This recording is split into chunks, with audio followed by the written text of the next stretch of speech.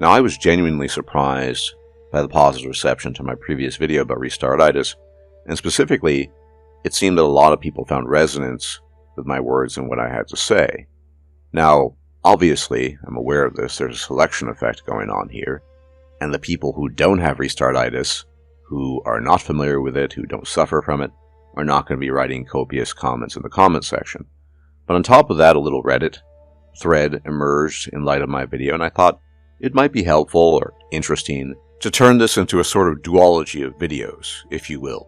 Now, this is going to be probably a little bit more stream of consciousness because I've been thinking about things since that video, how this problem might be ameliorated, and specifically, what is the key central issue when it comes to Restartitis, rather than a broad inventory of properties, which is what I did before. I sort of listed off the properties of Restartitis, and I did not propose some sort of solution. I don't really think there is a solution, like a lot of things, only trade-offs, so to speak, but I thought it might be fun. So if I had to identify a core issue, I do think it is the length, ultimately, of many RPGs/CRPGs. I do think that the key issue for most of us is that these games are so inordinately long that we just don't have the stamina to keep up with the whole thing. It's a bit like running a marathon versus sprinting. Now, in a similar vein, you might argue, to a marathon, the terrain itself that you're running on is going to vary. And central to this issue of these games being too long, and this is not a criticism of any specific developer company, be it Larian or Owlcat. I like both, especially Owlcat. They are my favorite studio, bar none. I've said this many times, for the record. But rather, it's simply a fact that in running that marathon of, say, 150 or 200 hours for, say, Wrath of the Righteous, right? That the terrain itself varies. And what do I mean by that? The quality of the individual acts varies quite a bit.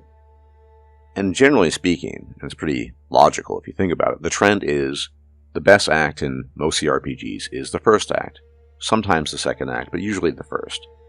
I think we have a great example of this in the phenomenon of Baldur's Gate 3, a game that reached far beyond the normal confines of CRPG fans and ended up being a smash global hit, not just in the eyes of CRPG fans, traditional ones that is, but rather the broader populace at large. And it's no surprise that Baldur's Gate 3 underwent a hefty amount of early access and testing. I was an early participant in early access. I played it from the get-go, and I could easily say that 300 to 400 of those hours of the many, many hours, thousands of Baldur's Gate 3 that I played went into early access. And so you could easily say that in Baldur's Gate 3, Act 1 is the most refined, the most complete. It is my favorite. It just is so well done in all the details. Nothing really seems missing. It's just complete. And then you go to Act 2, and it's okay, but you notice a sort of drop in quality. You notice certain things are missing, and for the record, we know certain things are missing. Way back in the day, there was talk of the Raven Queen. Now, the Raven Queen is this entity that exists in the Shadowfell. I won't bore you with the details of the lore. If you're interested, maybe I'll make a separate video. Who knows? People aren't that interested in Forgotten Realms lore, so whatever. But we do encounter one of her minions, which is a kind of shadow elf, but it's a very small part of what used to be, at least theoretically. So it doesn't seem like Act 1 is missing anything. It seems like Act 1 has all the bits and pieces in place, which is why Act 1 is the best act. I think universally that's the view of it. My view, of course, is that Act 1 is the best in Baldur's Gate 3. When you come to Act 2, it seems to fray a little bit, but not exceptionally much. It's much more streamlined, it's true, but it's generally well done. But it is Act 3 where things really come apart. It's not that Act 3 is terrible. Some people say it's terrible. At least in my view, it's not. It's okay. It's the definition of okay. It doesn't have the nice, expansive, cover-all-the-bases nature of Act 1, nor does it have the nice, taut, streamlined nature of Act 2. It seems a bit all over the place. And we can only go by the records of people's statements. But it seems to be the case, based on hidden files, things lost, and even statements made by none other than Lord Sven Finke himself, that Act 3 used to be significantly larger. You have the whole drama or issue around the upper city. It just seems like Act 3, compared to 2, and especially compared to 1, is very much cobbled together. And I think Act 3, again, is sort of the embodiment of this problem of you're running a marathon. But here's the thing. Herein lies the rub, lords and ladies. It's not just that you as a player are running the marathon. You as a developer are running a marathon too. And one could well imagine what was going through their heads back in the day. Baldur's Gate 3 underwent an exceptionally long development time of some 6 years. A lot of this has to do, of course, with the Great Pestilence, the C word, where there were lockdowns, it was just difficult to work. But I think in general, what must happen, I'm not a developer, this is my speculation, pure speculation, but my speculation I think is informed, at least to some degree, by common sense. What happens with developers is, when you're making these marathons of games, you get fatigued, you get tired too. As a player who suffers from Restartitis, you're running the marathon, obviously, but the developers, in trying to finish this product, this game, are also running a marathon. And I have little doubt that they suffer from fatigue and exhaustion by the time they get to the final act. And this is not unique, I have to say, to Baldur's Gate 3. I'm trying to offer constructive criticism here. I do love Owlcat, but it's no secret, for example, that Act 5 in Wrath of the Righteous is by far the weakest act. Now again, I'm not assigning blame, this is constructive criticism. Where does this come from? The only logical conclusion I can draw here is that developers suffer from fatigue and exhaustion just like the rest of us do when we play these games, at least those of us who suffer from Restartitis. So, we've identified a problem. These games are very long. What is the solution to this? Because it hardly seems plausible to make an epic CRPG that is not epic in length. If it's only 20 hours, can it be epic? Well, here we can talk about the first element of what might be a possible solution to this problem. This is all just theory crafting, mind you. I'd like to argue there's one game of the past decade, a CRPG, that really strikes all of those epic tones, but is incredibly short, all things considered, when you think about it, but has a lot of replay value, and clearly does a good job in terms of narrative and just getting the storytelling done, and nothing really feels weaker than anything else because, again, it's relatively short. And that game is Tyranny. Tyranny is one of my favorite games. I really enjoy that game. It has, like I said, a lot of replay value. It's a short, tight narrative, but there are a lot of options. You can side with the rebels. You can side with Kairos. You can be your own guy and be an agent of chaos, sowing the seeds of destruction on your path of ambition, defying everyone, be it rebels, Kairos, or who knows what else. And it seems to me that Tyranny really strikes that chord of achieving a sense of epicness despite not being super long. Now, this feeds into the other possibility, because one issue that Tyranny does have is the fact that it is technically unfinished. It feels, obviously, like there are questions unanswered, and if you finish Tyranny, and I'm not going to spoil anything, you definitely are left asking, what comes next? It ends on a cliffhanger, one way or another. Now, it's a long story and not related to the content of this video, but the reality is we'll never get another Tyranny game because Paradox owns the IP and they borked it. I will be making, in the not-too-distant future, a video about Paradox and how they ruin RPGs because of their mismanagement. Separate topic. But yes, it ends on a cliffhanger. We don't know what happens next, and we never will, but nonetheless, it conveys an epic sense.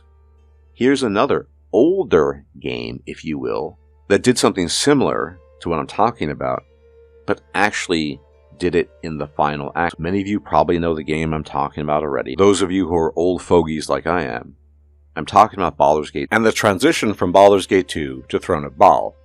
You see, in many ways, Baldur's Gate 2 ends on a cliffhanger. Why? Because you still retain the essence of Baal as a child of Baal. And the solution to that was what you could call an expansion. And indeed, Throne of Baal is an expansion.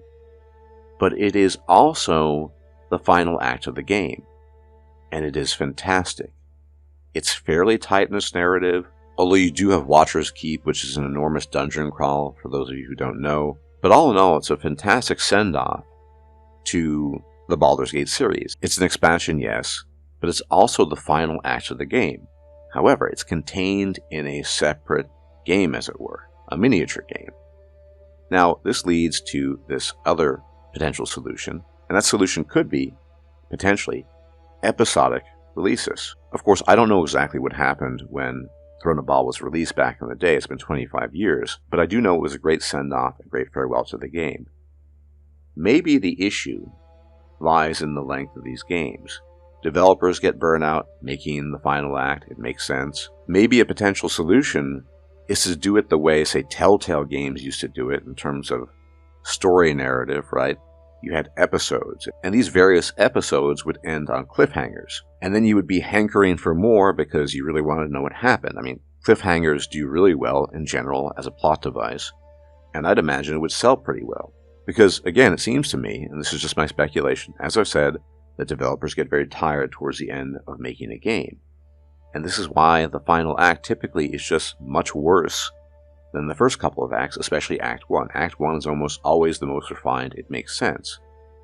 If developers took their time and did something along the lines of a Throne of Bhaal type of expansion for the final act, not only would they have time to properly polish the thing and also add interesting and worthwhile content, but they would also have some breathing room. Because, again, Throne of Bhaal did not release immediately. And to cite Tyranny, if in some other dimension or universe we had gotten a Tyranny 2 or the equivalent, we would have had exactly the same thing. The first game ends on a cliffhanger. We don't know what happens exactly.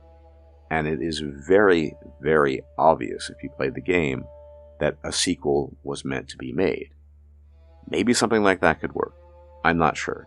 This episodic thing has never been done, apart from the example, I guess you could sort of argue, of Baldur's Gate 2 to Throne of Bhaal in CRPGs, to my knowledge, and probably would not have that much resonance with the people who play CRPGs, nor would it potentially, I think, have much resonance with developers because people just would find it weird or strange. But the key issue when it comes to Restartitis, and in general, dissatisfaction with your playthrough, I think, is the overall length. It's such a long game, which paradoxically makes you then think, well, I'm only halfway through or a third through. If I just restart, it's long anyway, it's not going to be a big deal. Whereas the normal person who does not suffer from Restartitis thinks, oh man, I am halfway through, I'm 2/3 through the game, there's no way I'm going to restart after this, my time is precious. A solution to all of this, again, is to break up these games into something along the lines of episodic games that are, of course, in terms of price point, much less expensive than a whole game, but they give developers time, breathing room, to basically create new content. Now, obviously, developers such as Owlcat make DLC, very good DLC, in my experience, but the DLC is additive. It adds, of course, to the game itself, but the DLC is almost never a core integral part of the game itself, which means it's just add stuff, which is fun, new classes, new stories, new monsters, whatever. I enjoy it, but it's an idea at the very least. Again, I don't think any of this will ever happen. This is me just spitballing and theory crafting, but I'm trying to find a solution to these otherwise difficult problems in terms of those of us who suffer from Restartitis. Now, in summary, what I'm thinking is basically at the end of the day that it comes down to burnout. We players experience a type of burnout from playing too long, and we suffer from analysis paralysis, and then we get dissatisfied. But I also have to assume, just based on normal logic and the fact that development cycles are really long these days, that developers, too, get burnt out towards the end of the game, and the ending is then not as polished as the first act or second act, or what have you. Now, for the record, I think when it comes to the Expanse, and Owlcat has, by the way, said this officially, it is going to be much shorter than any other Owlcat game they've made before. It's going to be shorter than Kingmaker 100%, much shorter than Wrath of the Righteous, shorter than Rogue Trader, and why? Well, they haven't said, but I think one reason is because Owlcat is very keen on doing surveys with the player base. They pay attention to the content and the answers on the surveys, and they respond and react to the surveys by actually implementing the answers that they receive to varying degrees. And on top of that, I frankly think that it would just be too expensive. The Expanse is a proper action RPG, right? And it requires voice actors, it requires cinematic cutscenes, it's going to have all of that stuff, and that is all very costly. So to make that 120, 150, 200 hours, that's just not going to happen. If I had to guess, the Expanse will be a maximum of 60 hours, maybe 70, more likely 50, 60, maybe even 40. It's probably going to have a much tighter narrative. It's going to be much more expensive to make, obviously, so you're going to find a much shorter game, consequently. And I, for one, welcome this change. I really do love the really long, epic Owlcat games, make no mistake.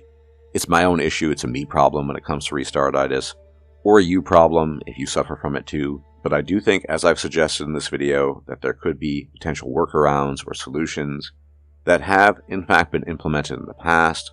I mentioned 2 games specifically, so it's food for thought, it's something to consider. But at the end of the day, it is ultimately in the hands of the developers. And this is just me, a small fry YouTuber, giving his thoughts on a topic. But, as always, thank you for tuning in. And if you like my content and you like my takes, you can leave a like, comment, share, and subscribe. It's much appreciated, as it really helps out the channel. And I'll check you out next time. Do take care.